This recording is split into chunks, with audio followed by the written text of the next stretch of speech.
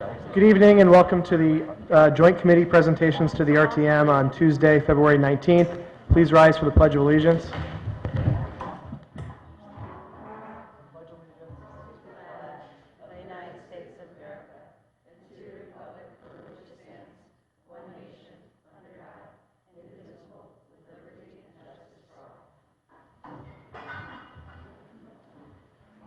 The first item we're going to take up tonight is actually item 10 on the RTM agenda, the breach of peace ordinance amendments to relieve the chief of police from sitting through 3 hours of bond resolutions. So if the RTM co-sponsors, if they're here, Margaret, if you could come up, and Attorney Abercrombie and Chief Liddy, if you'd come up as well.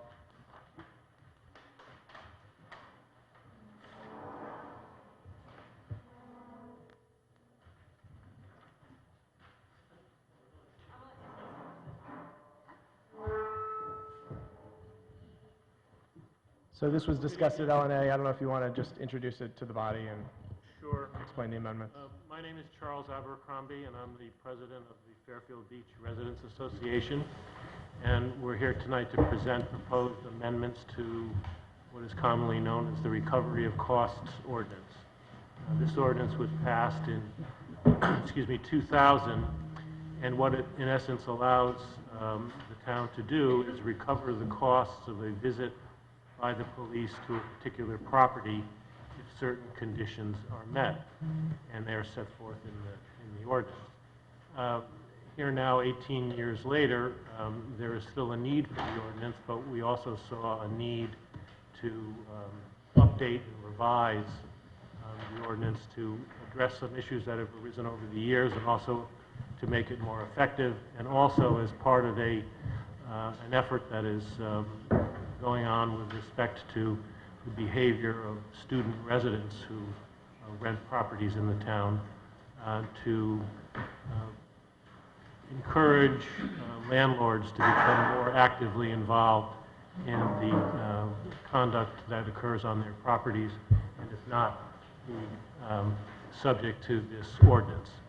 So the changes that are proposed, I can summarize, I think, rather quickly, and that is, the first is to amend the statute to identify what is already in fact the case, which is to identify the police chief or his designee as in effect the body or the person who's going to administer this ordinance, which in fact is already what occurs, because that's what the police department does.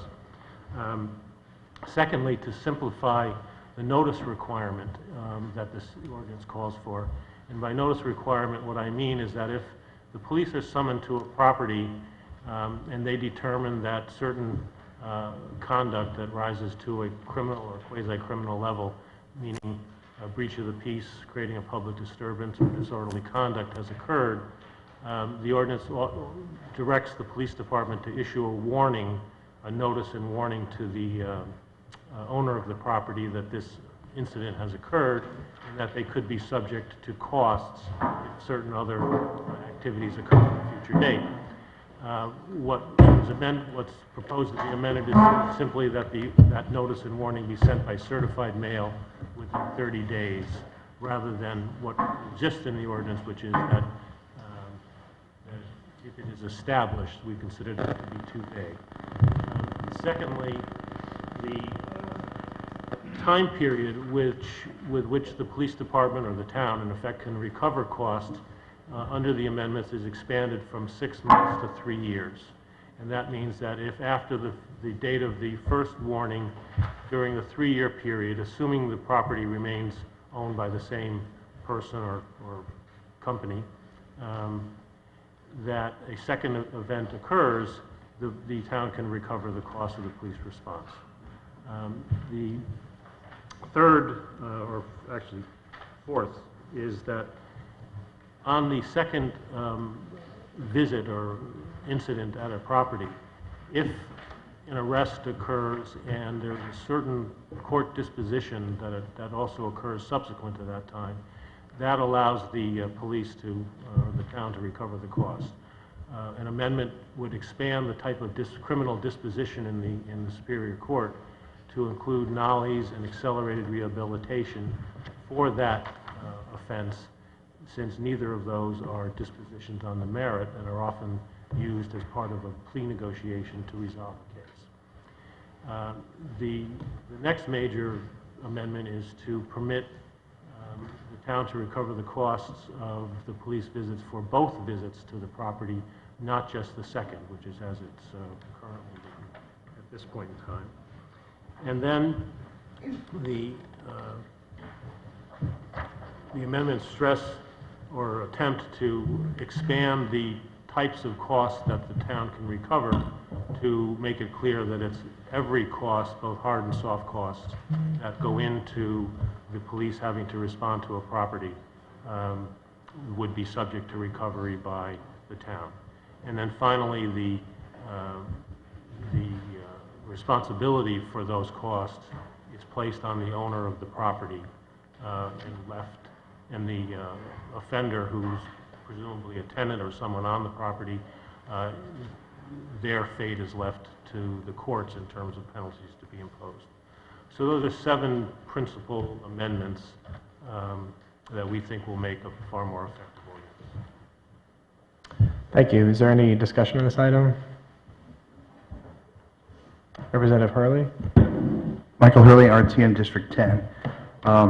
I did review the ordinance ahead of time. I just went through it again, and I sort of understand what it is you're doing here.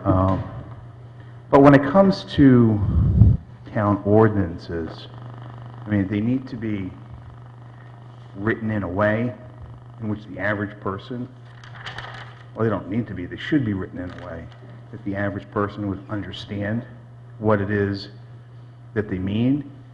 And I have to say, I think this is pretty complex, the language. I don't think it is easy to follow. I'm not a lawyer, but I would just offer that feedback if there was a way to try and simplify some of the language so the average person in town, if they were to read this, sort of knew what means, which I don't think this does. And then secondly, my question is to the Chief of Police, and this is sort of a larger discussion which I've raised with the First Selectman in the past. We have a lot of these town ordinances, some of which are enforced, some of which aren't. Some members of the public are aware of them, others are not.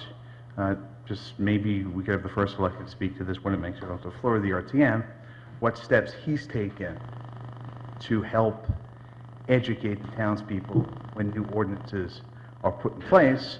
And then my last question would be to Chief Liddy, what is the process that the police department puts in place so that officers are fully up to speed on existing ordinances as well as updates, as I've had some interactions and conversations with officers in the past in the neighborhood. Thank you.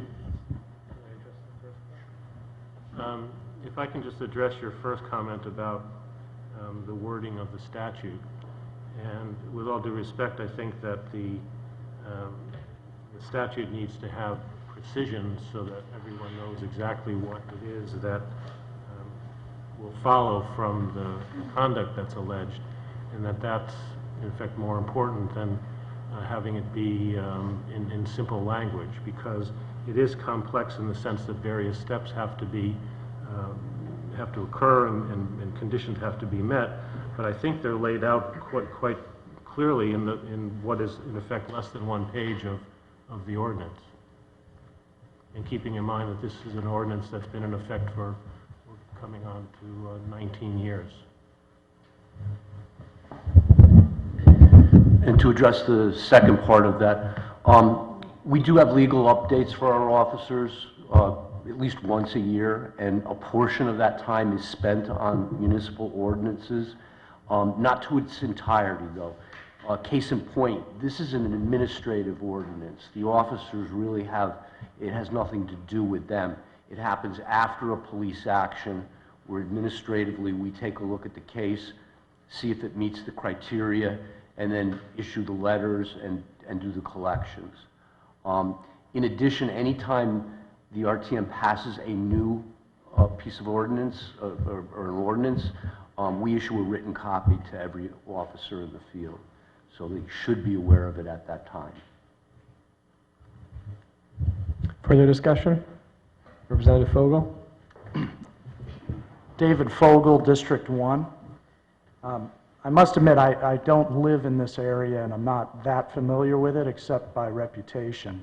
But when I read these proposed changes, I was surprised at how harsh they seemed initially when I read them.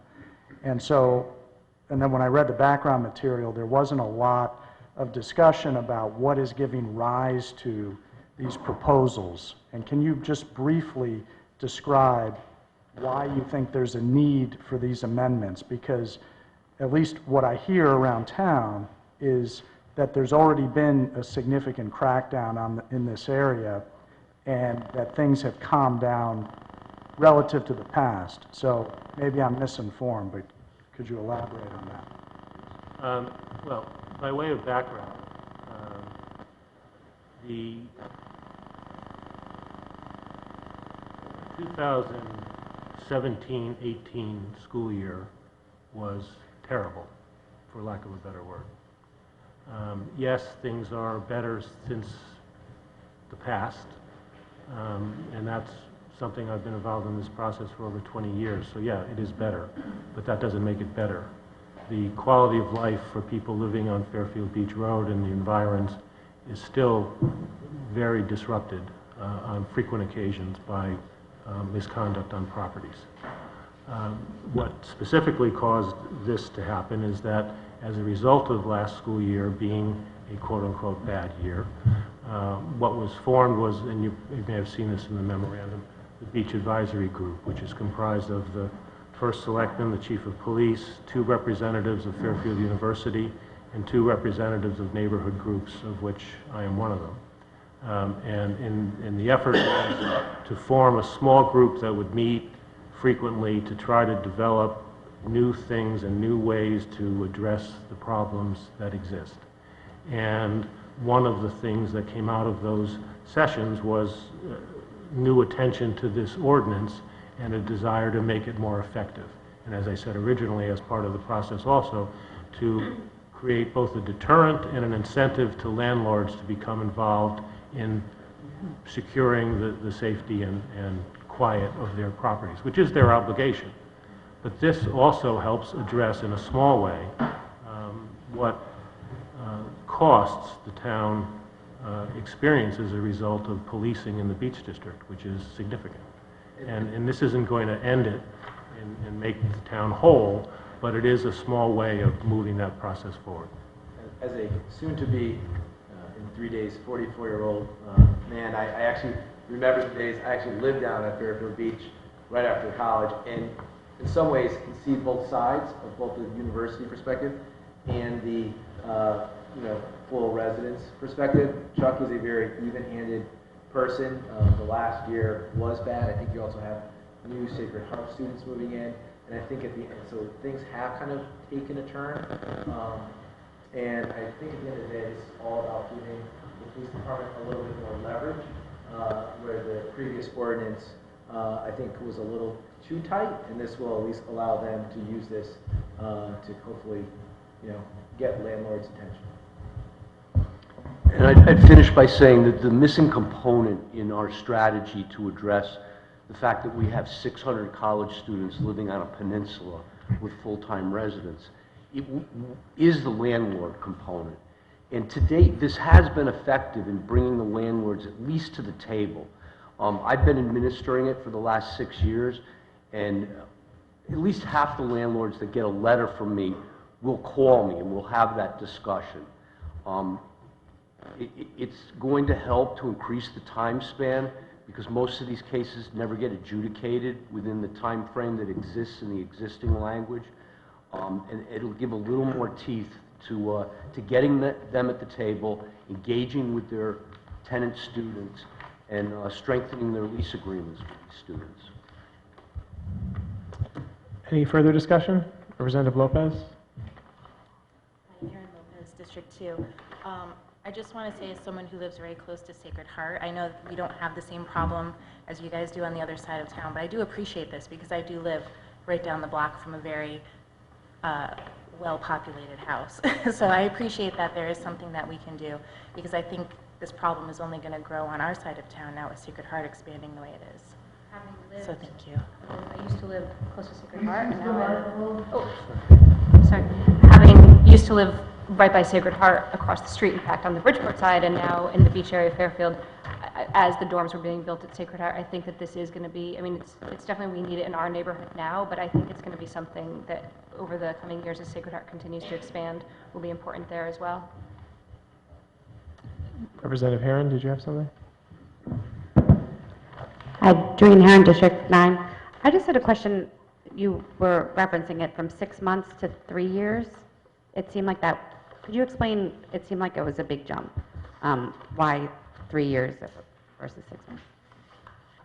Well, in the first instance, the 6 months was a compromise that came out of the original discussions to enact the statute, so there was no magic in the 6 months in the first instance. The reason for 3 years was it seemed like a reasonable amount of time that was not too long nor too short, and would give the police the opportunity to act on the statute if there were subsequent events. And it seemed like if in a 3-year period you had 2 or more events, that is something that should trigger the recovery of the costs. So just so I understand it, if there was a warning and then they had to come out again, that you could recover the costs for both the warning and the next infraction? If the amendments are enacted as they are, and there's a second visit, and that visit results in an arrest or a ticket being issued, and that ticket is resolved in court in a certain way, the police or the town will be allowed to recover the costs of both the first visit, when the notice and warning was issued, and the second visit, when that second arrest occurred. Let's remember too that the police typically, when they do come out, Microphone. when the police do come out the first time of the night, they typically are not going to show up and give a ticket. Typically, it is kind of an informal warning, and then if they get called back, I mean, from what I've seen, it's not like the police department would come down and then ticket. It's usually a come on guys kind of conversation informally before something happens. Representative Vergara? Jill Vergara, District 7. As you know from the committee meeting, I also had an issue like Representative Herron with the expansion of the time frame from 6 months to 3 years. It just seemed very onerous to me.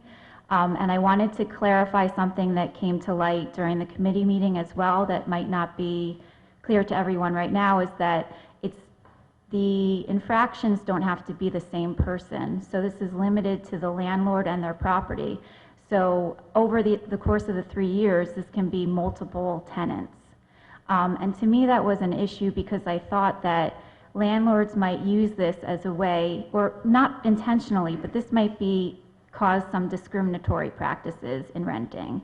And that concerns me. I would prefer to try out a shorter time span, like 2 years rather than 3 years.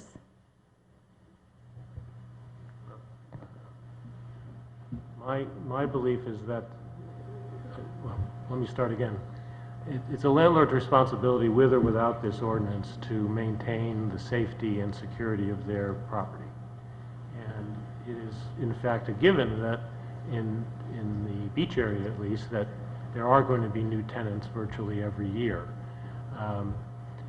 But the landlords remain the same. The statute provides that if the property changes hands, that 3-year period is not going to apply to that particular person. It's only when there's the same owner. So if the same owner is having these problems at his or her property, my view is they should be responsible for it. I don't think a landlord would discriminate against anyone. If there's quote-unquote discrimination, it's that you want safe and reasonable tenants who are going to occupy the premises as an appropriate occupant. I just worry about what people's definitions of that may be.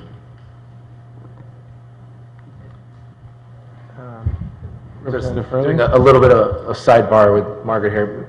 Maybe we'll go back and discuss the 3 years versus 2 years and report back out after you have an opportunity to talk about that with the chief and Chuck. Representative Messina, sorry, Representative Hurley. Hi, Christine Messina, District 8. I just had a question. In the changes from the old to the new, I see you took out the word person or persons a lot and just went with owner, and I understand the point to get to the owner, but by removing the person or persons language, does that impede your ability to collect fines from what I would call the bad actor, which is probably the tenant?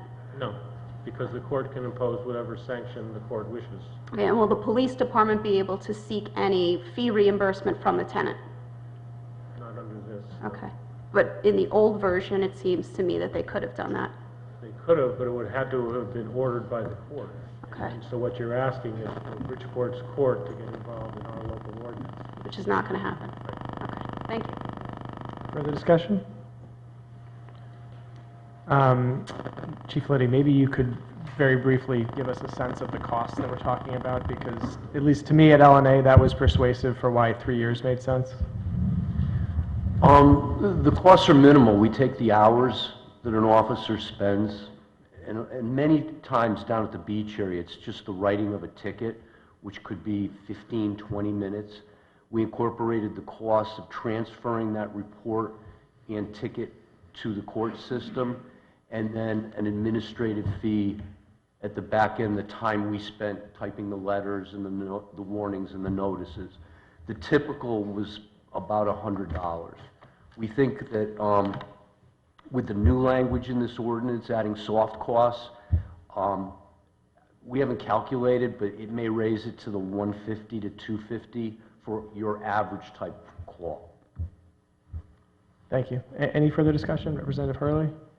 Michael Hurley, RTM District 10. As I'm just sitting here thinking and listening to the discussion, I mean, Fairfield is, or really has become a college town, particularly with GE no longer having its headquarters here.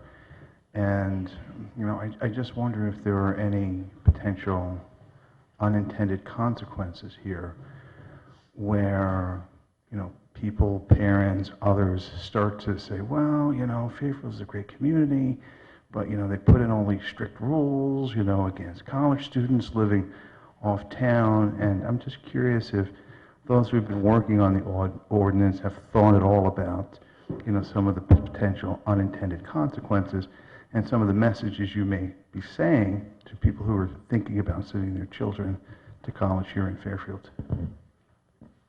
Well, that was a subject of discussion, and what I can first say is that the university endorses these changes. The university wants safe and peaceful environments for its students. This pales in comparison to what other communities do who have university issues in their towns or cities. This is in fact based on an ordinance that originated in Los Angeles. There are many university situations in Pennsylvania and in Washington, D.C. that have enacted far more onerous, for lack of a better word, ordinances to deal with student misbehavior. This is not an effort to discourage people from coming to this town's universities. It's an effort to encourage good behavior. I appreciate your perspective, but if I could hear from the two members of the RTM that are actually sponsoring the ordinance, I think that would be beneficial to the body. So I think it's a great question. I think, first I would say, I don't think that from the student perspective, there's much deterrent to living at the beach. I mean, that the beach is the draw, so I don't think that it's going to detract from that. But I actually do think that ultimately this, I think, will go a long way to serving to improve town-gown relations. You know, I really think that this makes owners, like landlords, more, you know, accountable for understanding what's going on in their properties. I think the university, being that they're supportive and involved, gets them more kind of involved in educating students about kind of appropriate conduct living at the beach. You know, I think ultimately this makes for a much more, you know, peaceful living environment down at the beach, which I think goes a long way. Right now, I think there's a little bit of an us versus them kind of mentality, and I actually think that this will serve to diminish that and get everybody more collaboratively working together. I would agree with all that, and I would also add that at the end of the day, this is really about getting at a few bad apples that I think do make the situation worse for all the other. I mean, there's a lot of great college kids that live down on the beach, and good kids. But you get, yeah, a lot of them are babysitters, my babysitter. But I think the problem you run into is you get one or two reoccurring often houses that are a problem, and that kind of spoils the well for some of that relationships between the full-time residents and the university students. So I think it actually could in some ways foster better relationships and a better environment for all. Representative Lefkowitz? Nancy Lefkowitz, District 1. I just wanted to echo the comments of my colleagues who are co-sponsoring the ordinance. I lived on Fairfield Beach Road and actually made a decision to buy elsewhere when we were renting because the experience was so terrifying. And I think anything that really seeks to maintain and better the relationship between the town and those students is well-placed efforts, and something that looks at the safety and well-being of those students as well. And I also applaud that you're looking at an ordinance that is 18-some years old and trying to look at the ways it can be improved. And I think it's a great example for what we can do as a body on some of the other ordinances. And in terms of the 2 or 3 years, I really defer to Chief Liddy and what makes sense, and to the committee, and I would have to learn more. But to me, that isn't a make or break to supporting the ordinance. Representative Tallman? Hi, Peter Tallman, District 8. I have to disagree with Mr. Hurley because I think these days with what's going on in colleges, parents would like to have a little protection for their kids, especially since I have a daughter in college right now. I'd much rather have her in a dorm than by Fairfield Beach, but she's not here anyway. And it's always going to be an us versus them to some degree. This has been going on since I've been born. It's the townies versus the Fairfield U kids. I mean, that's what the beach is about. I bartended at the Nautilus. I broke up more fights than I'd ever want to be near. That's the makeup of it. So, and I also think in lieu of what Fairfield U basically contributes, if we can get every penny we can from them, we should do it. That's it. Thanks. Representative Hurley?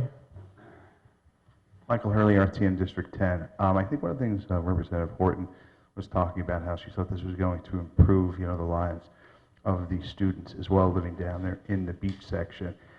Given that there's many students at Fairfield University are registered voters in the town of Fairfield, have the ordinance sponsors reached out to the student unions or anyone else in terms of garnering their feedback on this ordinance to see if they truly are supportive?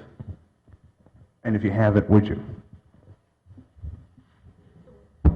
We haven't at this point, but we certainly would. Yeah. No, I'm not reaching out to them. That's not a bad idea. We could do that. You have to remember the ordinance is not addressed to students, it's addressed to property owners. I understand, but I mean, one of the sponsors just said that I think it's beneficial to the students as well, and they'd be supportive of it. So if that's the case, and a large portion of Fairfield University students are registered voters in this town, I think it's important that we, engage with that constituent. But again, it's up to you guys. It's your ordinance. Just a suggestion. Further discussion? Seeing none, thank you. Next, we have the report from the Affordable Housing Committee.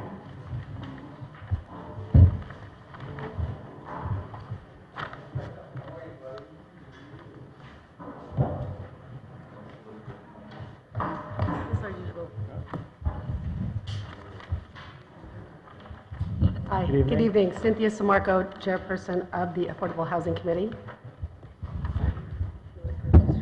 Mark Barnhart, Director of Community Economic Development. So we just want to give you a brief update on the progress that the Affordable Housing Committee has made this year. First, we'd like to thank you for your support and allowing us or enacting for us the Affordable Housing Trust Fund. After the ordinance was passed, we worked with Planning and Zoning to adopt an inclusionary zoning fee of 0.5% on new construction and building additions. And that took effect on October 1st of last year. In the first 3 months, we raised $78,232.44. We have, at our last meeting, which was on the 13th, we finalized the application for people seeking funding from the Housing Trust Fund. In addition to that, we have provided written comments to Planning and Zoning on a number of developments that were proposed in the town, including one on Uncler Road and another on 1675 Post Road. And we continue to work forward on our progress, on our plans to continue to strive to get a moratorium in the town. And that's basically what we've done in the past year. So thank you. Thank you. Is there any questions or any discussion from the body? Representative Vergara. Hi, Jill Vergara, District 7. Thank you so much for coming to speak to us. It's such an important topic. I wanted to see if you could give us a list of some of those other towns that have achieved moratoriums. It's a relatively small list, but I will forward that through the moderator to the full body. I also had another question about some of the changes that were made in the past year to 830G. Have any of these changes impacted our town? Did they make any changes to the half points given to senior housing?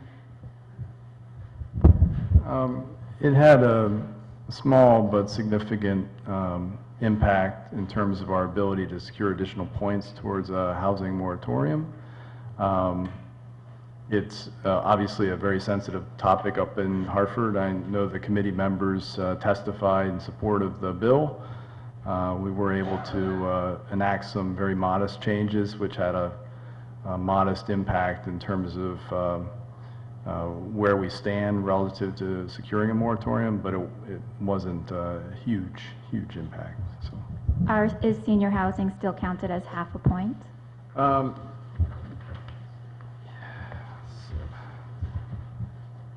look at the cheat sheet here to see where the points total up. But there are elderly units do receive a half point, and market rate units, there's a bonus point also for 3-bedroom units of a quarter point that also applies. Do you know what the rationale is behind the half point for elderly housing? I don't.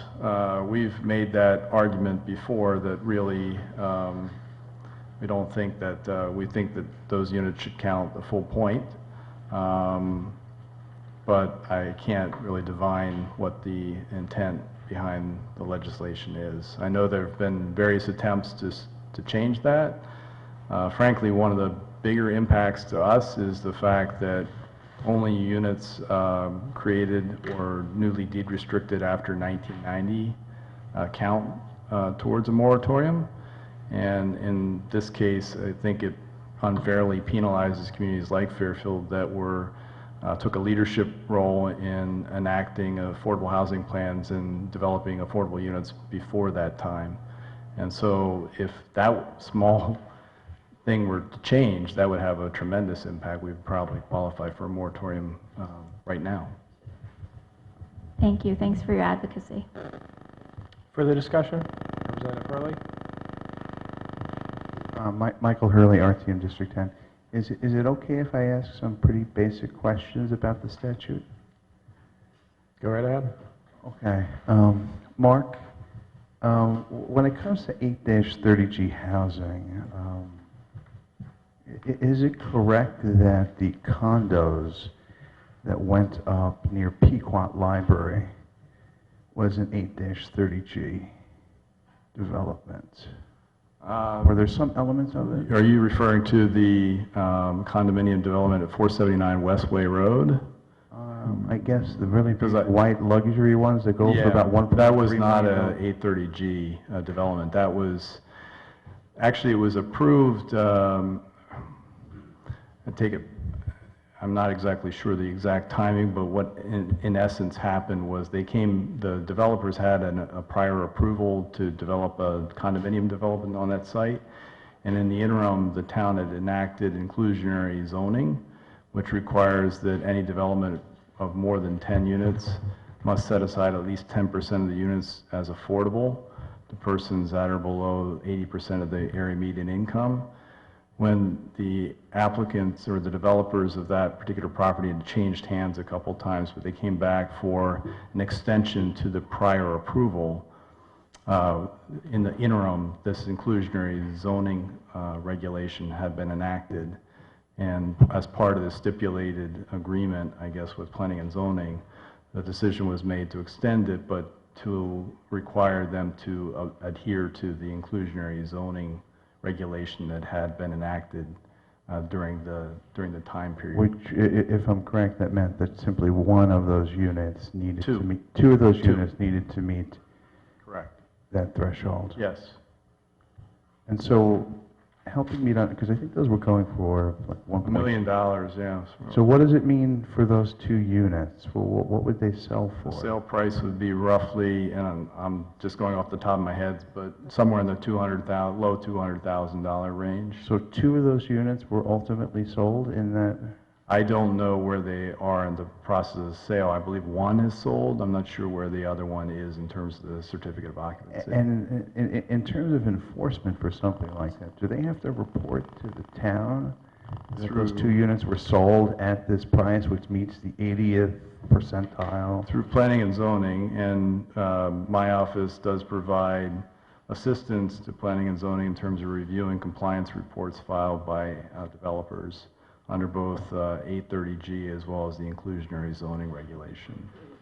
I have not seen a compliance report for 479 Westway at this point. Okay, thank you, that was very helpful. Further discussion? Seeing none, thank you for the report. Thank you. Next, we have the purchase of 760 Oldfield Road.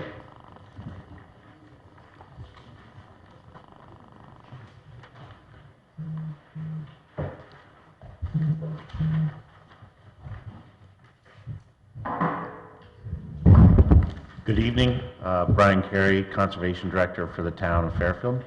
I'm here tonight to discuss a grant that I wrote about a year ago for the purchase of the property located at 760 Oldfield Road. I don't know how well you can see the board in front of me, but the property is represented by the blue outline. The property was actually pending approval at the ZBA. And we basically, Emmeline Harrigan, the town assistant planner, came to me and said this was really not a good development that was going forward as part of a Coastal Area Management Act.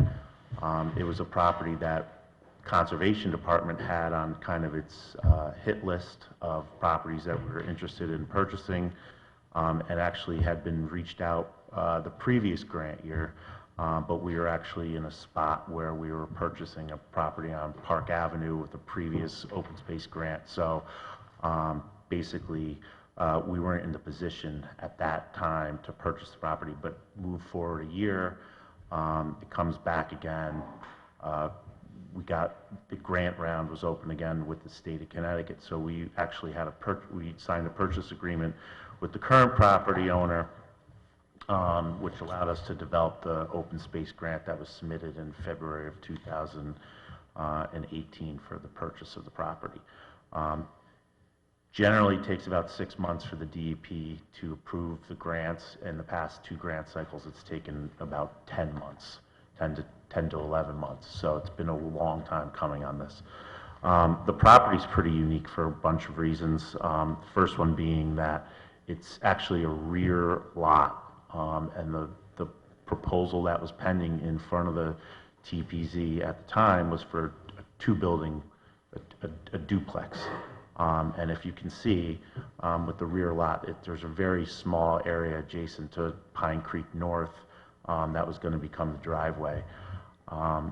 So it was concerning from that aspect. The other aspect is the property actually has frontage along Oldfield Road, where the town currently has the bridge that crosses over North and South Pine Creek there.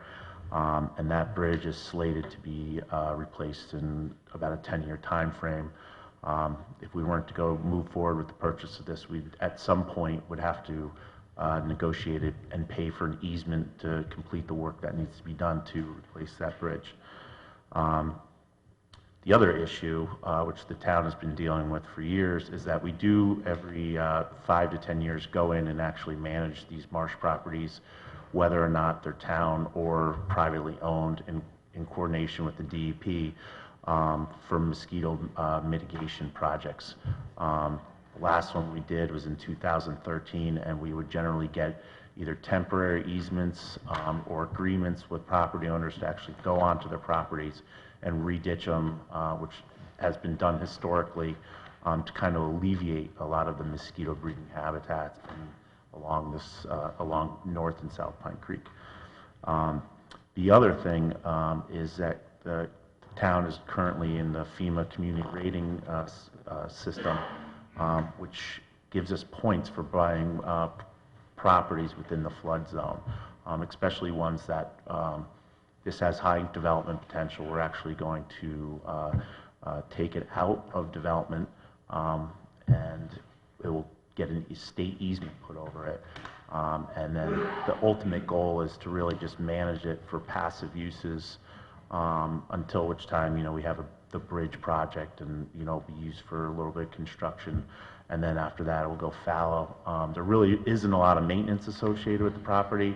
We generally mow it once or twice a year. It would be part of the current open space mowing bid that we do. So when I was in front of the Board of Finance, they wanted kind of a number about how much it would cost. It's probably be about $60 a month over the mowing season. Right now, there's some dumping on the property that will clean up and mow. But other than that, there won't be a lot of improvements made. So basically, the grant is funding half of the purchase price of the property, and then the Smith-Richardson Trust Fund, which is overseen by the Conservation Commission, is funding the other part of the purchase of the property. So there's actually no impact on existing town budgets for the acquisition. The current tax on the property, what we'd be giving up, is roughly about $1,800 a year, $1,900 a year. We're purchasing the property since it's not been approved as a building lot, we're actually purchasing as if it wasn't a building lot. We're pretty sure, the applicant and the person we're working in, they had indicated that if they weren't to get ZBA approval, they would appeal that. So that would end up having the town go into court, and we'd end up fighting that, costing more resources. So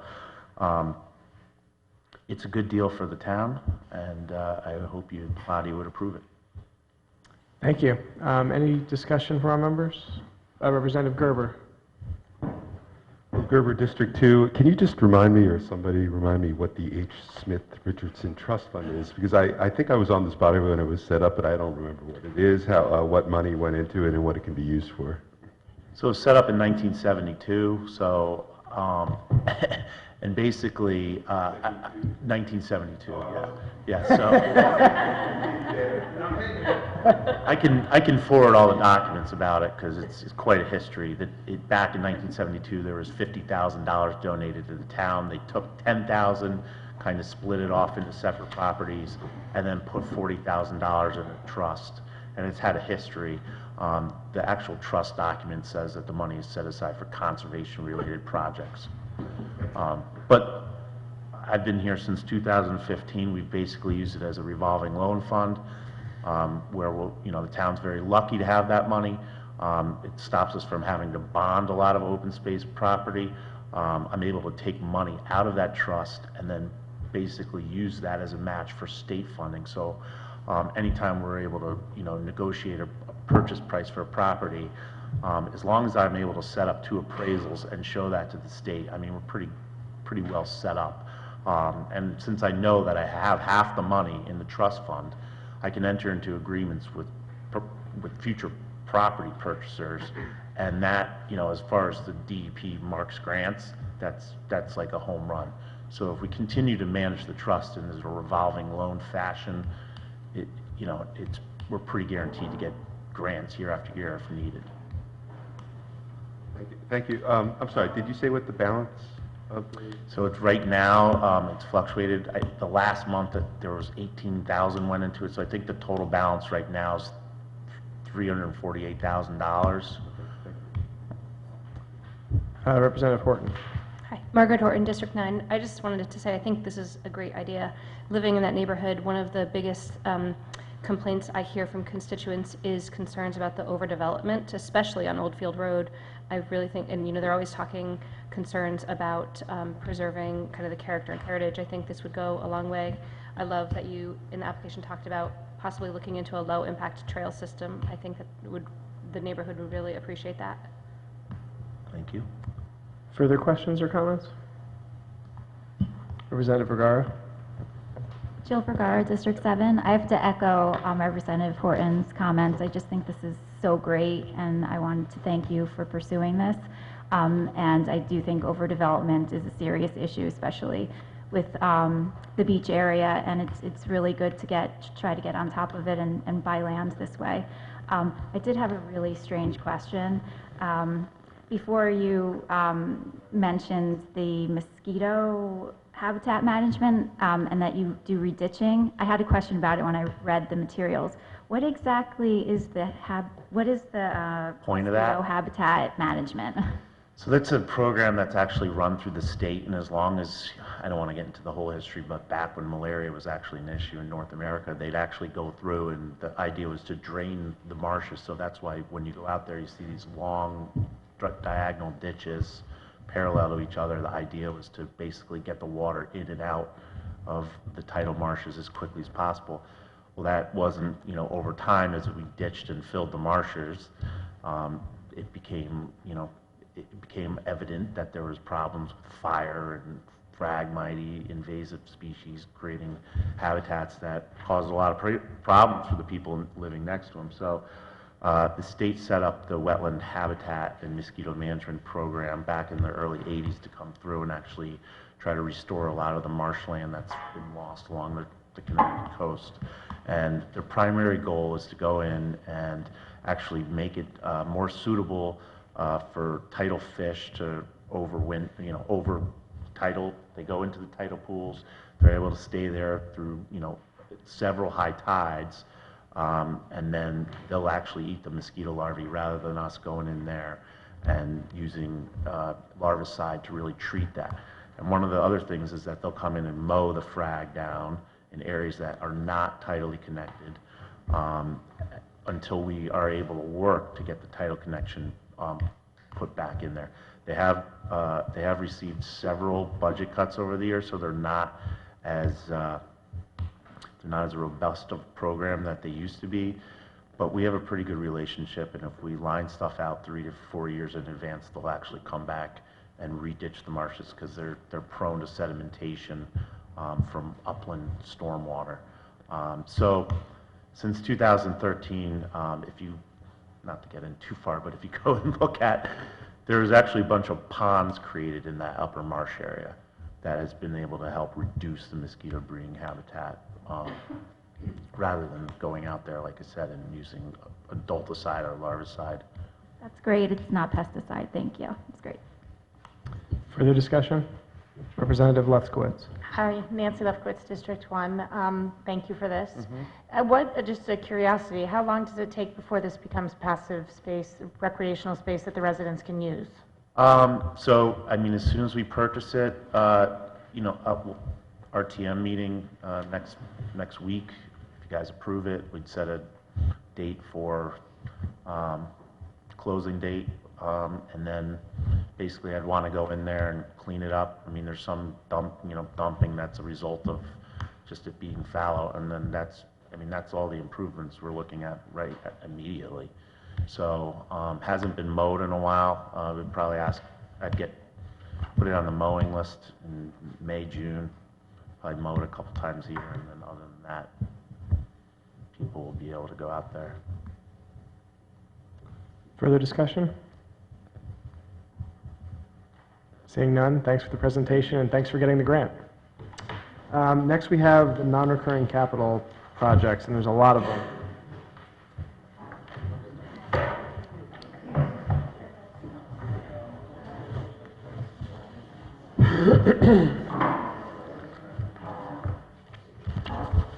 I guess we'll start with Board of Ed. Well, the, number 5 is the Board of Ed. I'm just kidding. Go ahead.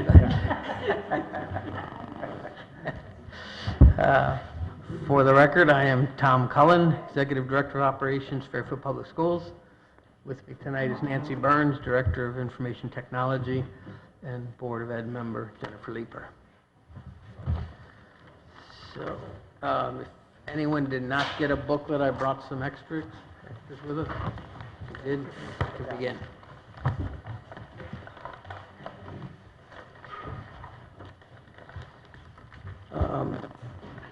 Item 5 on your agenda is, the first resolution is one project. It's a Board of Ed project, starts on page 1. Actually, page 1. This is a local area network switches project, phase 2. We did the first phase last year. It went very well. This is the second phase to wrap up the project. And the good news with this is Nancy Burns was able to file for and receive a federal E-rate grant to reduce the cost practically in half.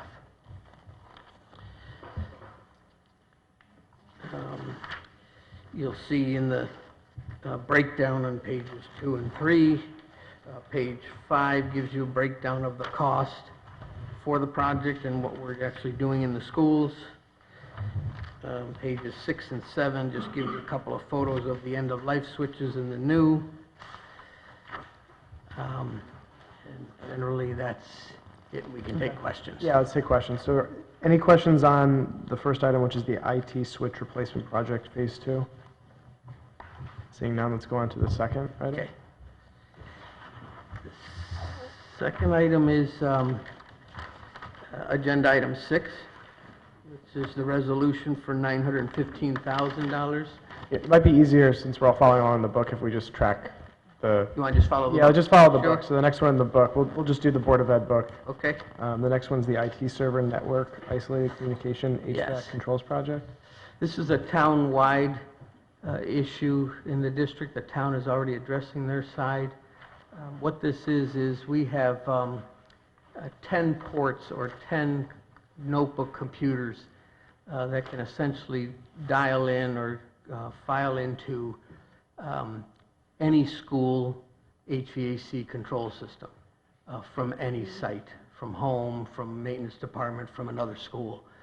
And what it is it can look at the relative humidity in the school building, the temperature, if any controls aren't working.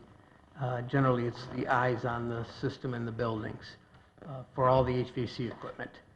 When we do this, it goes across our server and it opens up a severe security risk to the server for the district. So this project is to go in and fix this and repair it so that it will no longer do that. Any questions about the HVAC controls project? Seeing none, we'll move on to the security infrastructure project. Yep, it starts on page 14. We had a meeting back in July and August with the police department for any new requests from their school assessments, building assessments they did for security and safety. And they raised concerns about interior classroom doors that have windows or large places of assembly. If a perpetrator were to get into a school running around, that they'd have access to some of the students. So we wanted to address those issues in this phase 5 project. Questions about the security infrastructure project? Representative Vergara. Jill Vergara, District 7. So anytime I've seen security infrastructure projects, I get kind of confused because I'm not sure how we can accomplish these security upgrades without actually having air conditioning in our schools and not being able to actually fully close our windows in all of our schools.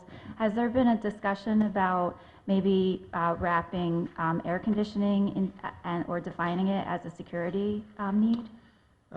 We haven't had a discussion with our Board of Ed about it being a security issue, but we have raised it as one of our long-term plans to get mechanical means of fresh air and air conditioning in all the schools. So, Thanks. Further questions? Representative Hurley.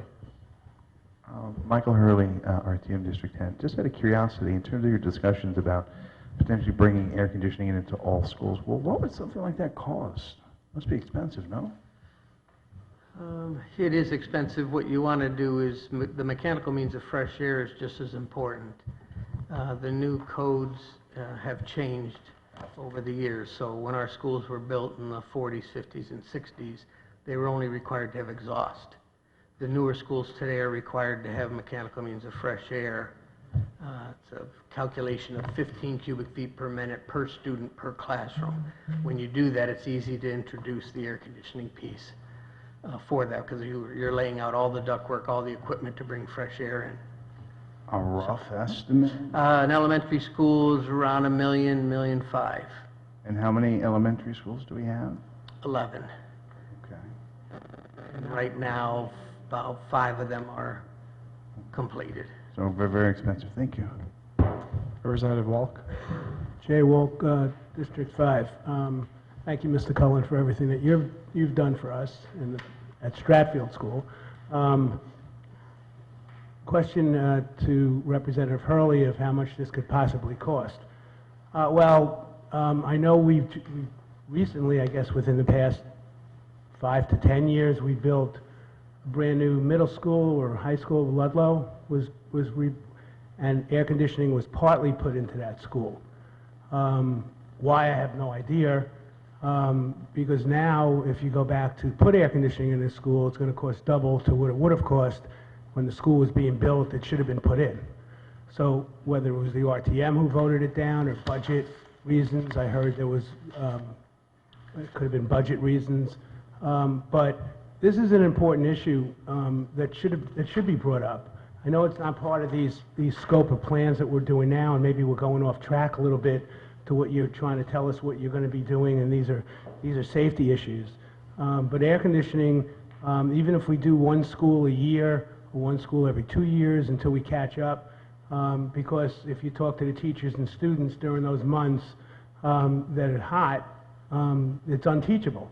Matter of fact, we've lost our winter break in this town because it was voted on the Board of Ed to not have the winter break because parents, which I fully understand, would rather have their kids out of school earlier in June. So, but anyway, I'm sorry if I got a little emotional about this, but I remember when Stratfield School and my kids were at Stratfield School and we didn't have air conditioning, we had to pull all the kids from upstairs downstairs and teach them outside. So now if you're talking about security and keeping the kids inside the school instead of outside, I mean, they were teaching outside on the front lawn. So, all right, thanks. Thank you. Any other questions on the security infrastructure project? Seeing none, we'll go to the HVAC control project at Dwight. Okay, so about 18 months ago, I started working with an outside consultant that's looking at all our school buildings and the HVAC equipment controls that were initially done and completed in 1999.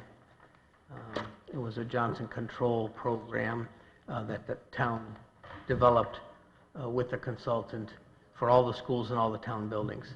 Those systems are very old right now and outdated, and we want to start updating these at each school. So we started with a school like Dwight to get a feel for how it's going to go to install all new controls for all the equipment in the building and bring it up to date.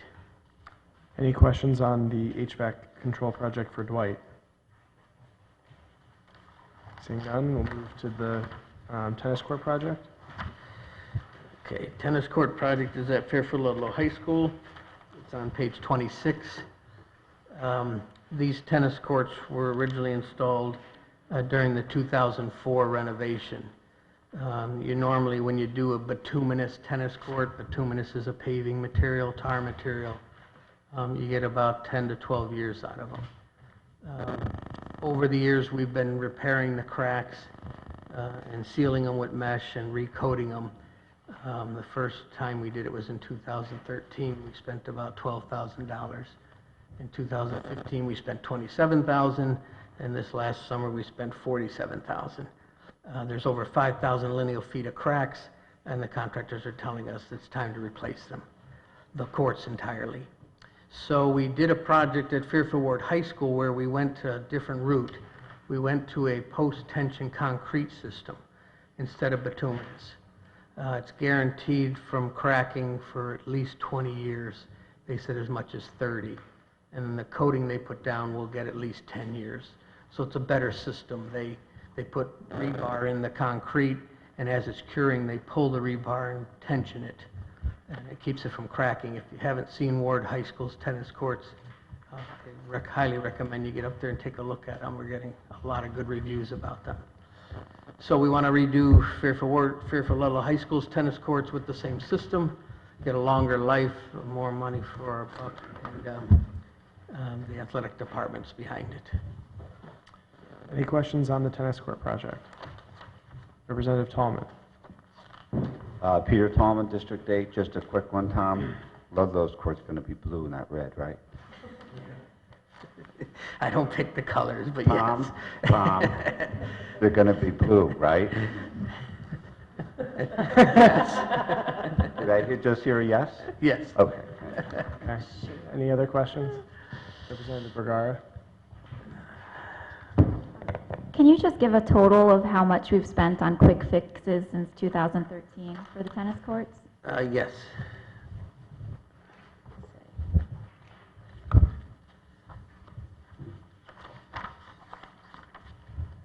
So at Ludlow High School only, 2013, we spent $12,097. And that was to fix some minor cracks and recoat it and restripe it. In 2015, we spent $27,470. So there were more cracks and a new coating and lining. And in 2018, we spent $41,750. And that's when the contractor came to us and said, you've got over 5,000 lineal feet of cracks. It's bad. He said, I'm not even going to guarantee the process for more than 12 months. They're already starting to come back, the cracks, if you walk it. So it was like 70K. Yeah. Okay, thank you. Representative Jacobs. Matt Jacobs, District 3. Just for comparison's sake, if we were to use the process that they did in 2004, what would that cost today?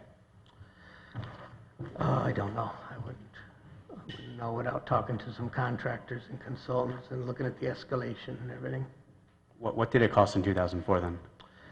I don't have that handy. I'm sorry. I would have to look that up for you.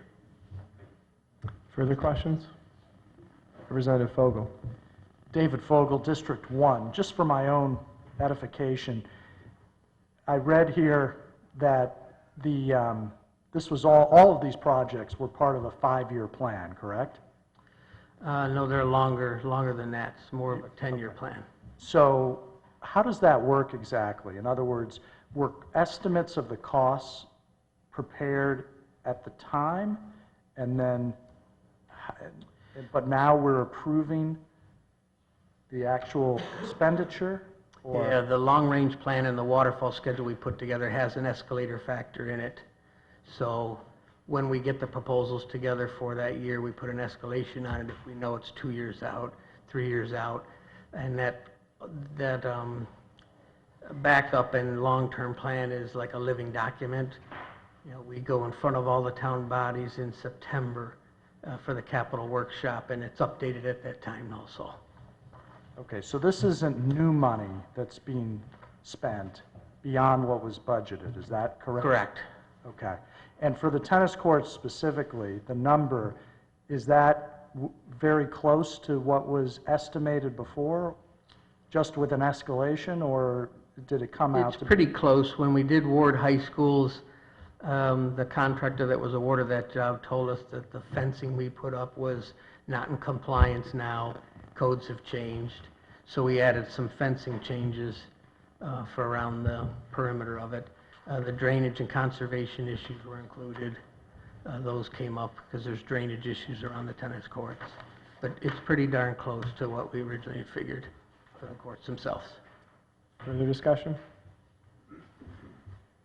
Representative Lefkowitz? When thinking about the tennis courts, is there any concern being given to the environmental, sustainable, new materials that might be used, different kinds of court? No, only the fact that we want to get a longevity out of them, and the town's been putting the bituminous ones in for a long time, and they don't seem to be holding up, and things are getting more costly. The post-tension concrete is started with a company out of Connecticut, out of the Woodbury area. And it's something we wanted to try. And looking at Blake's tennis courts at Ward, they're in beautiful shape. So, but environmentally, the only issue we've run into is the drainage around them. There's a lot of drainage off the tennis courts. So we have to make sure there's enough water runoff drainage. So it's not just going into the soil and neighbors around us. Thank you. Further discussion? Okay, we'll go to the Fitz House HVAC replacement project. Okay, Fairfield Ward High School Fitz House was built in 1991. It has 4 HVAC units on top of the roof, 2 30-ton, 2 50-ton, actually it's 50 tons, it's 40 tons. One has failed completely and needs to be replaced. We put the other 3 in the long-range plan to try and do 1 a year. They are for heating, cooling, and fresh air. The only new issue we ran into is the new units will be a little bit larger, and the structural steel requirements have changed. They sit over the corridor of Fitz House. It's a rectangular building, so the corridor is where the units are housed on the roof. So we'll have to do some structural steel work, new work to carry the weight of the new equipment, but that's figured into the cost. Any discussion? Seeing none, we'll go to the partial roof replacement at Stratfield School. All right, this project was rejected by the Board of Selectmen due to some new requirements about non-recurring projects being over $100,000. Okay, so that's no longer part of the bond resolution. Correct. Okay, so we'll go to the flooring replacement project. Tomlinson Middle School. Yep. It's on page 46. So Tomlinson Middle School is a very old school building. There are still portions of the building that have wood floor joists and wood subfloor with vinyl composite tile and vinyl asbestos tile over it. And it's coming apart and popping, and as well as other areas in the school building. Most of them are corridors. There are some classrooms, nurses' suite, lobby, but generally the Board of Ed tried to take these in a phased approach, but this past summer, the building really is seeing some destruction quickly, and it's becoming a safety issue. So we pulled it out of the Board of Ed budget and brought it to non-recurring. Okay. Any discussion? Representative Herron. Hi, Doreen Herron, District 9. I just had a question in general for flooring, just with the new renovations across the district. Are we doing the best quality? Because I feel like some of the old flooring, it just seemed like it lasted forever. And now when we're doing the renovations, just by my uninformed opinion, the way it looks doesn't seem that it would last as long. Good question. The vinyl asbestos tile, although it's hazardous, it did its job.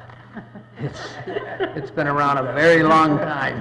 100 years. And it's still down in a lot of classrooms, and we still buff it and wax it. It doesn't become hazardous until it starts to break up or crumble. The newer renovations and additions we're doing, they are doing a good job and using a good material, vinyl composite tile. Tomlinson in itself, the building itself, is just in poor shape. It's so old. During the 2005 renovation and addition, Turner Construction and the architects went over the old VAT, vinyl asbestos tile, and some vinyl composite tile, and it just didn't hold.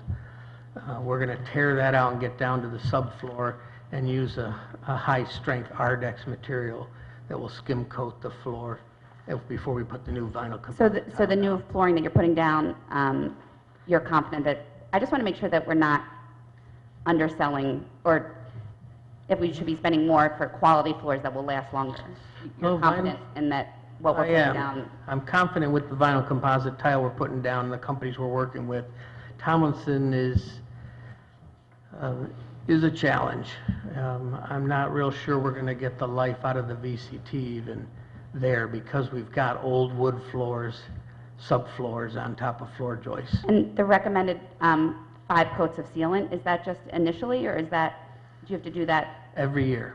every year? And is that something that would not happen because of budget cuts, or, I just want to make sure that if it needs 5 coats of sealant every year, It's that gonna it gets get done every year? Oh, it's going to get done. Okay, thank you. Definitely. We do that. Further discussion? Representative Messina? Hi, it seems just from the comments that Tomlinson's got a lot of issues with the building. Is there any other projects in the pipeline as far as Tomlinson goes? For flooring?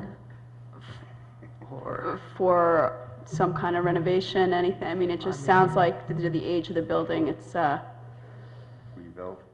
yeah, I mean, Tomlinson. not amenable to quick fixes anymore. Tomlinson's windows are in poor shape, but we haven't really looked at replacing windows at that building. We've done the hazardous material study on it for PCBs and all, but the roofs were in very bad shape, but we replaced all of them. We're up to date with the roofs. We've done the stairwell treads and risers. So we have done a lot in that building, but just the fact that it's a very old building, gets a lot of use, and that it still has some wood substrates in it, it's making it difficult. You know, wood moves. So in a big building like that, when you get a August, September moisture issue, you know, the wood is moving, it swells up, it contracts, extracts, and we've had some issues with it to deal with. But Further discussion? Seeing none, I think that concludes the Board of Ed portion of the capital. Thank you very much. Non-recurring projects, thank you. We'll take up the town side of the projects now.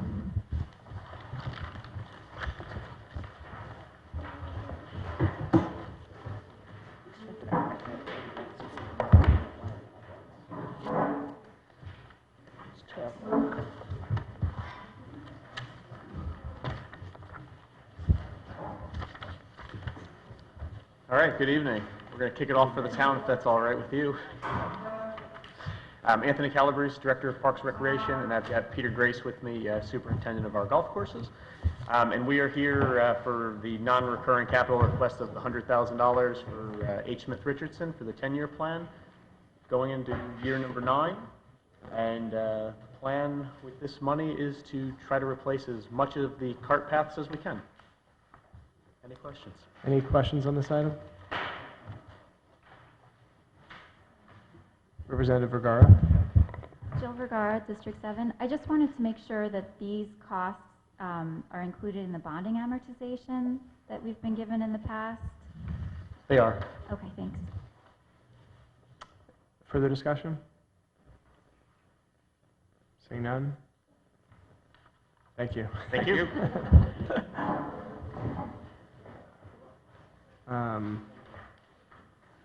Bill, do you have the DPW ones? Yeah, why don't you do those?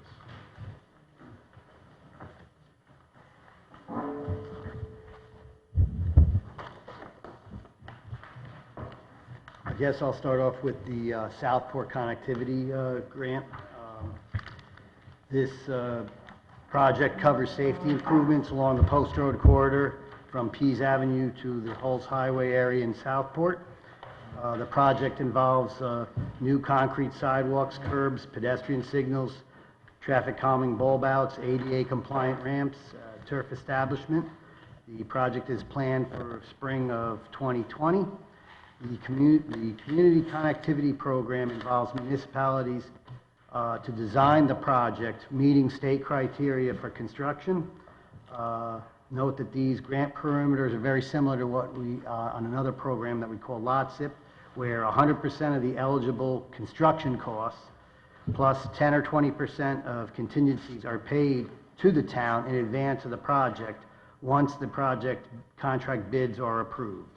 The commitment to fund letter has arrived and is awaiting the first selectman's signature pending the Board of Finance, Board of Selectmen, and RTM approvals.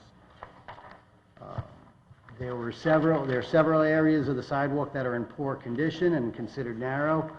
The town has hosted 2 public informational meetings on traffic and safety issues with the Southport neighborhoods. About a year ago, the town, with the assistance of UConn and the Connecticut DOT, conducted and published a road safety audit listing many of these issues that this grant will address. As I was saying before, it basically covers the Southport neighborhood along the Post Road, and then there'll be minor extensions into the neighborhoods. It will cover some portions of Hulls Highway, Pease Avenue, and the south side of the Post Road, what is sometimes referred to as a rock pile, that area. Based on the maximum of $360,000 of grant money available, the actual project construction limits will be based on the contract bids with add alternates listed to maximize the grant without jeopardizing additional town costs.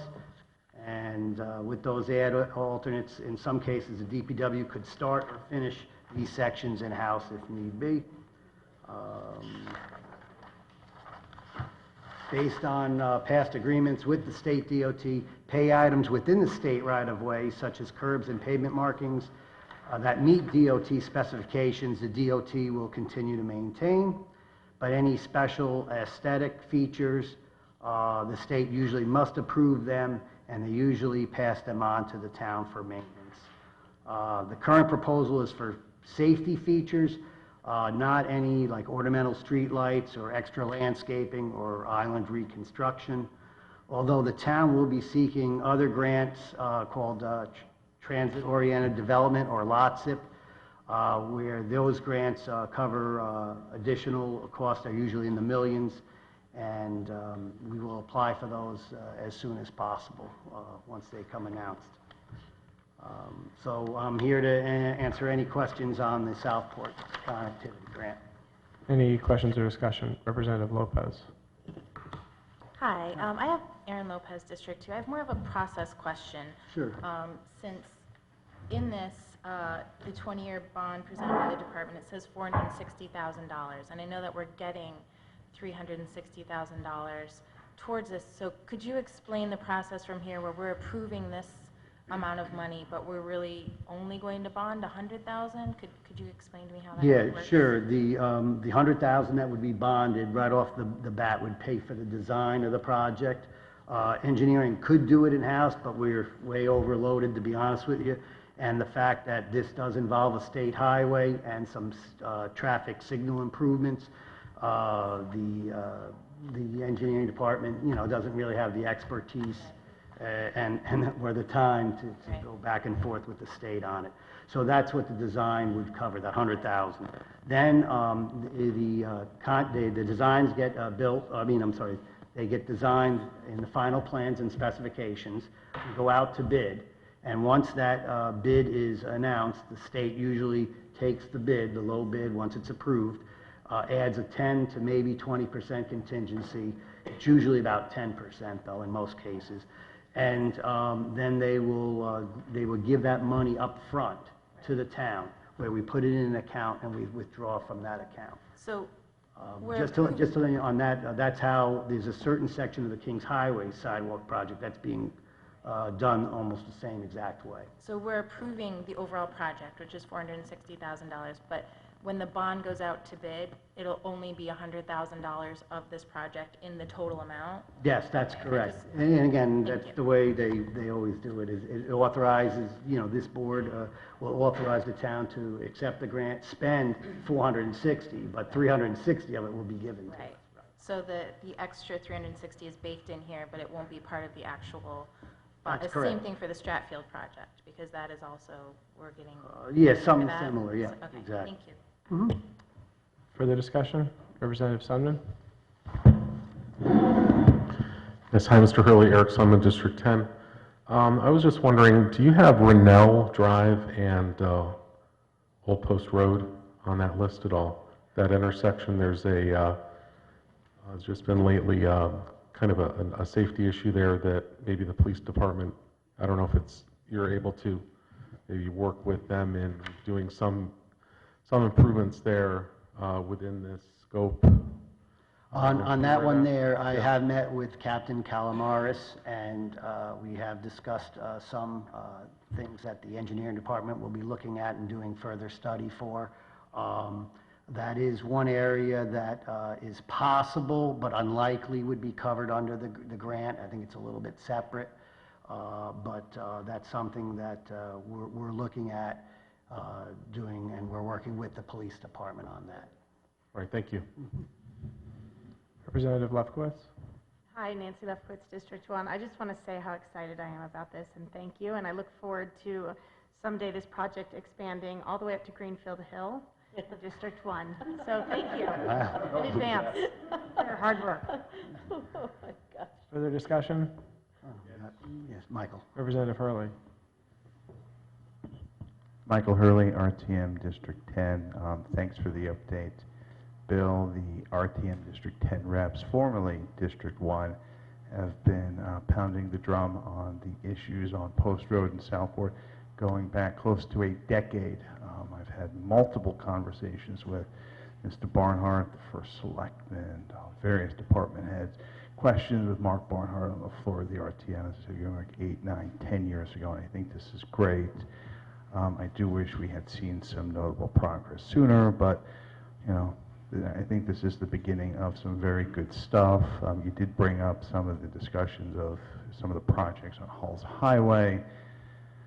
I mean, that does give me a little bit of pause. When we were talking about the projects on Halls Highway, a commitment was made to the RTM District 10 reps that would be coming out of the DPW budget, particularly since that was agreed to do that well in advance of this grant coming in. So I just would encourage you and the first selectman to, you know, really take a close look at how you're using these grant monies, and that you're, you know, keeping your commitment to the local community. But as we're on this topic of Post Road Southport, so just one question for you or to Mark. Is my understanding correct that come 2020, the Southport section of Post Road Route 1 is scheduled to be repaved, which I think will be a big part of just improving the overall aesthetics of the area, because the state will have to fix a number of other structural issues at that time? I'll gladly talk either after this meeting or very shortly in the future of what we discussed earlier. And as far as the state paving, I can check with that. Typically, the state does attend with the utilities what we call quarterly utility meetings, and they usually do provide an outlook of what roads will be paved for the next fiscal year. So we'll know if that is going to be on the list or not. And I just bring that up because I did a tour with Joe Michelangelo, I don't know, maybe 9 months ago, and I asked him, based on his professional opinion, what was the lifespan of the road, and he said maximum you would get through one more winter season. So I just want to raise that point again. So please continue to advocate for that, as well as signage around the monuments, which you and I have been, you know, asking, because there's one-way signs pointed the wrong direction. There's rusted, completely faded out signs. And I think we've been having conversations about getting those replaced for close to six years now. So, I mean, I think at some point, you know, something has to give when you have signs, one-way signs, pointing the wrong direction on Post Road. I'm not trying to embarrass anyone, but that's, the signs really are that bad, and it's not under your jurisdiction. You're sort of just a liaison. But beyond being a public safety issue, it really is an embarrassment. Well, just about a month or two ago, I had discussed it with some town officials, again, trying to apply more pressure onto the state. So just to let you know, it's still a hot topic with us as well. Further discussion? Seeing none, we'll move to the next item that you have. Next one is the Grassmere Post grant. Grassmere Post Pedestrian Improvement Project timeline is currently in the state review process. The Regional Planning Agency has approved and recommended this project to the state DOT for final acceptance. The town was only one of 2 municipalities selected for this grant in the MetroCog region. Design phase can begin once the final agreements and funding are in place. The construction is planned for spring or most likely fall of 2020. And again, very similar to the Southport one, it will include new concrete sidewalks, curbs, pedestrian signals, traffic calming, bulb outs, ADA compliant ramps, and turf establishment. This highly competitive lot SIP grant requires municipalities to design the project meeting the state criteria with 100% of the eligible construction costs being paid up front, pending the final agreement and once the contract bids are approved. So very similar to the other grant. Also included, we'll have the consultant look at a new pedestrian signal or a rapid rectangular flashing beacon as a warning device for pedestrian crossings in the area of Shoreham Village Drive. You have to go from the Post Road Circle, which doesn't even have any crosswalks there, and the only other spot is at Grassmere Avenue, where the state at least has improved that particular intersection, but there are definitely some improvements that need to be done as well. And we'll be looking at improving safety, the aesthetics, and a more pedestrian-friendly environment, and we would go along the Grassmere Avenue as well for that. We had some public informational meetings on that, and overall have neighborhood support. And about a year and a half ago, the town, with the assistance of Fairfield Bike and Ped Committee and the DOT, published a road safety audit as well for this neighborhood. And some of the sidewalks have gaps in them in the network, narrow widths, potential trip hazards, and substandard or absence of handicap ramps, and all those would be improved. Based on the $2 million grant money available, the construction limits will be based on the contract bids, with add alternates, again, listed to maximize the grant without jeopardizing town funding. The town is responsible for the design costs, estimated at $200,000.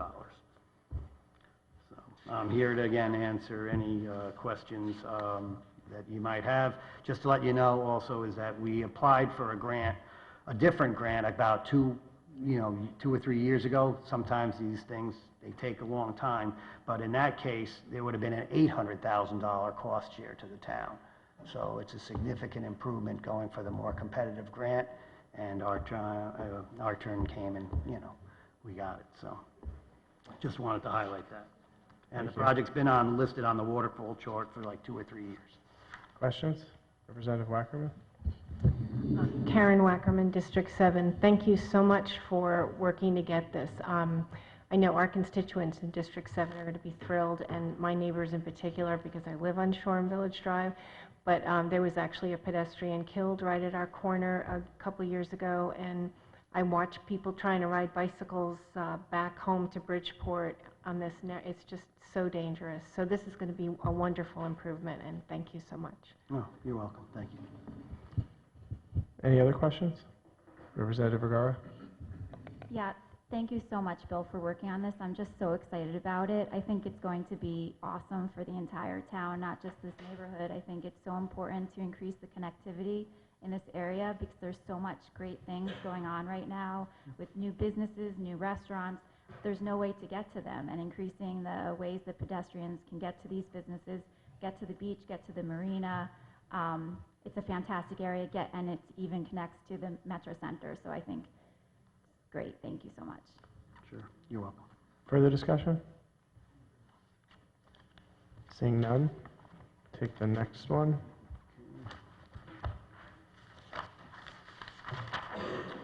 The next one is Congress Street Bridge repair. The Congress Street Bridge is the one that's located kind of like behind the southbound Merritt Parkway gas station. It's an alternate route, obviously, for the Merritt Parkway. It's used locally as well. The bridge was constructed in 1935, and it's approximately 30 feet in width and has a 22 to 27-foot roadway width with no sidewalk. The bridge has been rated by the DOT in poor condition, and during the most recent inspection in 2016, the parapet wall and girder beam has sectional loss, which resulted in that poor condition. The bridge is also scour critical, which means that the river currents could possibly threaten the concrete foundation which supports the bridge. The DPW, though, could perform that repair and improvement. So on that part, we would do that one in-house, but the actual beam and knocking down the parapet wall, we would hire a contractor to do the work. The purpose of the project is to repair the bridge rather than replace it, thereby extending its service life for about 20 years. The construction repair would be anticipated in the summer of 2019. The repair itself is not eligible for grant funding without major design improvements and hydraulic analysis. A more significant repair or complete replacement would be eligible for some state funding, but the cost would be about $2.5 to $3 million. So therefore, the town share would be about $1.5 million. But also, due to the handful of bridges that are already on the town's capital schedule, or the waterfall chart, the engineering department felt that this would be repaired rather than replaced, and so that was what we desired. So I'm here again to answer any questions about the bridge. Any questions? Representative Lefkowitz? Hi, Nancy Lefkowitz, District 1. This is technically in our district, so I'm curious what the time frame would be for repair, and if it really is so in such need of repair, why not replace? Because some of the safety concerns, the language is concerned. It's based on the bridge report, and right now they always say the weakest link is what gives it its rating. So if the town repairs the parapet wall and the girder number 1, we'll call it, then the bridge should probably get progressed to a fair condition, which would buy us time, again, 10 to 20 years, 20 years for a replacement, maybe another 10 if we have to do some sort of repair. And what would the time frame of a repair project, how long would there be a detour? That's one of the things that we would have to figure out. We're looking at some alternatives as alternating or having a temporary signal there as one of the alternatives. The other is to make it one way and then have people go around the other way. But we're going to try to do it with temporary signal. That's right now the way that we're looking at it. We estimate a repair like that would probably be about 4 or 5 months maybe at most. So if we were to start, say, in June, we should be able to wrap it up probably in late October. Further questions? Seeing none, I think you have one more. Yeah, we've got one more, yep. That's Brookside Drive Bridge. You can find that one. There you go. Brookside Drive Bridge is the one near the former Elks Club. It's near the St. Mortar Dam, for those who might not know where it is. Brookside Drive is an east-west collector road. It serves many neighborhoods, schools, and access for commuters to the highways. The bridge was constructed in 1955. It's approximately 42 feet in width. It's 30-foot roadway width, and it has a pedestrian sidewalk. The length is about 45 feet, and it's supported by concrete abutments on both ends. The bridge has been listed off and on in poor condition since 2008. The DPW has done some repairs that bring it up, and then it goes back down for another reason. One of the biggest reasons is the bridge is skewed. The deck and the road geometry is skewed, so it also creates bridge load limits. And that's one of the reasons why we're going to propose replacement of this bridge. Let's see. By performing the design at this time, it would allow us to come up with a realistic estimate of construction costs and compete for state funding for this project.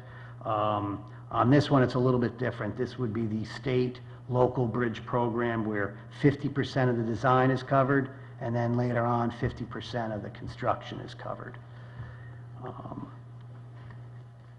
It would include all engineering and environmental evaluations necessary. The construction of the bridge would probably be anticipated in 21-22, and have right now, our estimates are $1.8 to $2.8 million range. And Bob Mayer at the Board of Finance meeting mentioned that the town would not pursue the design until the grant or award and the commitment to fund letter is official. So just wanted to let everybody know that. Thank you. Any questions? Representative Gerber? Hey, Bill. Bill Gerber, District 2. A quick question. There was like a new, I think it's a home sort of constructed right there at the bridge. Are they going to have access to their driveway? Yes. Further questions? Seeing none, I think that's all of yours, right? No. Thank you, everyone. I'll give you some more support here. Moral support. Mark Barnhart, Director of Community Economic Development. I deferred to Bill because my item is in conjunction with item 8 on your agenda, which is the grant resolution. So this project basically entails the design and construction of streetscape and pedestrian improvements to the Stratfield Center, the Four Corners section of Stratfield at Fairfield Woods and Stratfield Road. It's very similar in project scope to the projects that Bill previously referenced in terms of concrete walks and decorative brick pavers, pedestrian signal improvements, curbing, drainage, pedestrian bulb outs, ADA ramps.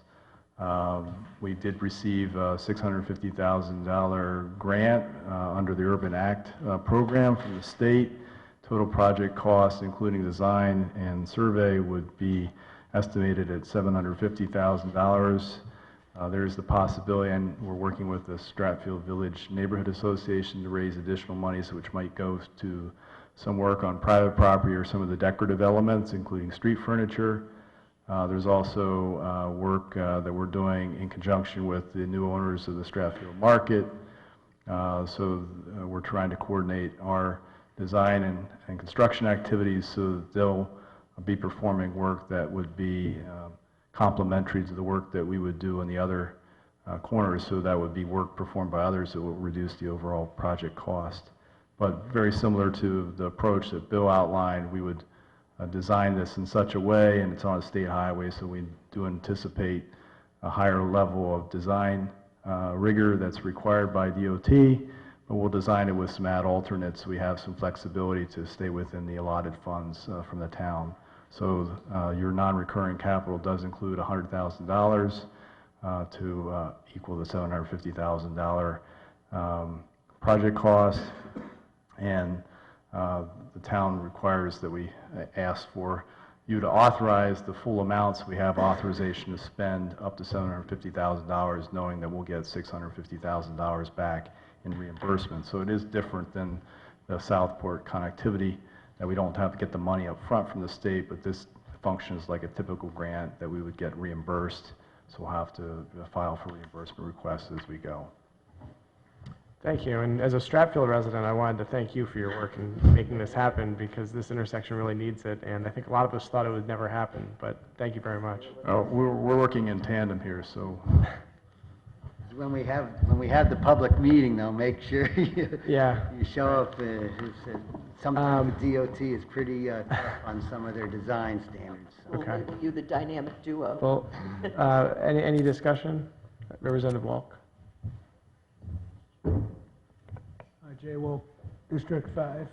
I don't want to make this a testimonial to Bill, but how I met Bill was back when the intersection at Melville and Fairfield Woods was being considered to be renovated due to there was a family who was hit crossing that street. And my concerns when I was president of my condominium, my concerns of coming down Fairfield Woods like 80 miles an hour and making that turn into Melville, just thinking of mothers crossing the street with their kids and then somebody jumping a curb and something happening. But I have to tell you that I have full confidence in Bill Hurley on this project. In full support of it. I've been a Stratfield resident for 15 years and always been concerned about that intersection with my kids crossing there to go to the mobile station or then the IGA that used to be there. And now the traffic that's in that one area is just unbelievable. And now coming in with the new preschool and the assisted living that's being built, it's going to attract even more traffic at that intersection. It's well needed, it's well money spent. The whole area needs an uplift after living without the IGA for so long. So I want to thank both of you for doing this. And also for the Stratfield Neighborhood Association for everything they're doing to put this together. Thank you. Representative Lefkowitz. I'll echo the thanks, but just a Nancy Lefkowitz, District 1, just a question in terms of your appetite for risk, if you will, in terms of depending on the state to pay us back. Is that a cause for concern, or? No, once we execute a contract agreement, it follows true to form. It's not really a big issue. You know, we typically work closely together. Bill oversees construction, administers that element of it, and I'll handle the financial end of it and the reimbursement request. Representative Spoliar. Marcy Spoliar, District 4. I just want to say thank you again for working on this. It's nice to have something on that side of town that's walkable for all of us, and I know it's been great that you've been able to work with the Village Association so closely with that. I am concerned, I did have a question about the designated bike lanes. I'm not sure if specifically if you know that, but I do know like around town there's quote unquote designated bike lanes, and they tend to be intermingled with actually the car lanes, and I didn't know if you knew if these were actually separated bike lanes or if they're just going to be a bike drawn on the car way. Just to explain, yeah, we haven't designed it yet, but that's one of the features that the state actually, in fairness, they are improving some of their town-friendly, pedestrian or bike-friendly measures. They've also sped up a lot of their reimbursements. They do it electronically now, so they're at least they're improving. Let's just say it that way. Yeah. And as far as bike lanes versus bike routes, the state has been going with the concept of 11-foot travel lane instead of 12 or 13. So with the 11-foot travel lane, that usually gives you a little extra foot or two on the side of the white line, and that's usually, we call that a bike route. If we made it a bike lane, it would mean there'd be absolutely no parking allowed. And in some areas in town, obviously parking is at a premium, whether it's for a business or for a residence. And so we have done the bike route where we encourage people not to park there, but we don't prohibit it. So that's one of the things we'd look at. For Route 59, that's a state highway, so anything like that would have to be approved by the Connecticut DOT, even if we were to do it. But they've been encouraging at least what we call the shoulder or a bike, an area shoulder, you know, so. Thank you. And does that take up any space from the current people who own property, or do we have to take up, you know, buy land? I forget what the proper term is from the current business owners in that area. No, we don't think so. The budget does not include any property takes. Okay. Further questions? Seeing none, thank you both. Sure. Better for more support.